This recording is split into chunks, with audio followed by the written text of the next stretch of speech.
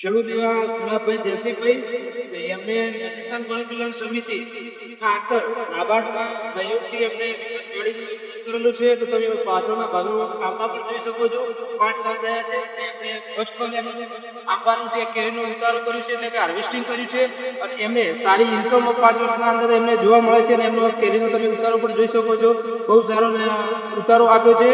અને એમને આ સાલ તમારે કેટલા પૈસા રૂપિયાનું વેચાણ થયું છે? 4-5 હજાર. આવતી સાલ એમને પણ હજુ પણ મુનાફો થશે એવી આશા છે.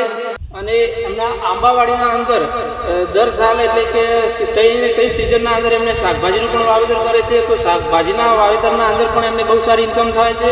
તો એ આપણા હવે ખેડૂત ગુલાબભાઈના મોઢેથી પણ આપણે સાંભળીશું કે આંબાના અંદર જેટલી જમીન રોકાણી છે એના કરતાં એમને શાકભાજીનું આંતરપાક તરીકે વાવેતર કરે છે તો એના અંદર પણ કેટલી ઇન્કમ થાય છે અને આંબાની કેટલી ઇન્કમ થાય છે તો એમનું પ્રોફિટ કેવું મળી રહે છે. આપણે જે એક વીઘાના અંદર વાવેતર આંબાનું કરીએ તો એમનું પ્રોફિટ કેવું રહે છે તો એમના મોઢેથી સાંભળીશું.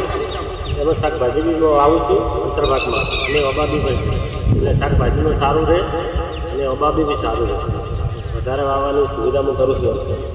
ના પાકના અંદર નીચે શાકભાજી પણ થઈ જાય છે એટલે કે આંતરપાક તરીકે એમને બહુ સારું એક જ જમીનના અંદર 2 થી 3 પાક થઈ જાય છે અને સારું ઉત્પાદન મળે છે.